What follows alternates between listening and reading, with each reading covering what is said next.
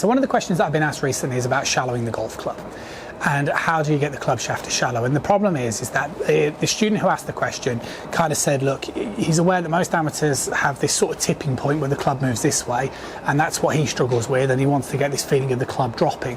How does that materialise? And personally, the way that materialises and the way I like to explain it is the relationship of your upper arm. So what happens with most golfers is as they start the downswing, the upper arm moves away from the body. And if your upper arm moves away from your body like this, then it's going to have this effect on the club. See what I'm doing here? My upper arm moves away from the body, the club is going to have a tendency to go more vertical and in this direction. If my upper arm moves down to the side of my body, can you see the way it has this type of effect on the club? So what you're trying to do is as you swing up towards the top, you want to make sure that your upper arm doesn't get too close to your body. So you're having a nice amount of width in the backswing. And then as you start the downswing, your upper arm can move to the side of your body, like so, which will have this sort of shallowing effect on the golf club. Now, the complexity when it comes to shallowing the golf club is how much do you do? And I would probably try and suggest you do enough to keep the club on plane, which basically just means if I drew a target line on the floor here, as long as the shaft of the golf club, if I drew an extension, is pointed down to that target line, that would be enough, and probably the simplest way to swing the golf club, just to keep that club shaft moving up and down that plane line. But if you're somebody who likes that feeling of shallowing, then of course you can do more than that if you really wanted to. But all I'm trying to say is it might just be a little bit of unnecessary motion anyway.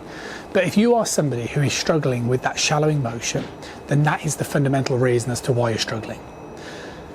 The root cause of the problem is probably going to be because your hands and arms are too close to your body in the backswing. And that happens a lot. So I see it with a lot of students where what they tend to do is instead of staying very centralized with their pivot and widening the hands away from the body, what they tend to do is they tend to move their upper body over this way and then the hands get too close. Now the problem is if your upper arm is too close to your body in that backswing position, you're going to naturally go this way. So you need to work on wide and then upper arm in. Wide upper arm in, wide upper arm in.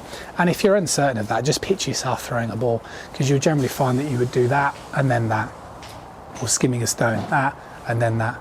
And that's how I would try and do it. And I would just heighten that awareness for how your trail hand is orientated on the club, you know, in terms of from perspective of your grip. Make sure it's not, you know, too sort of, you know, angled the wrong way. Make sure that trail hand's nice and neutral, and then just get it wide and let it come in, and what you'll find is that's how you're going to get that shallowing motion. See you soon.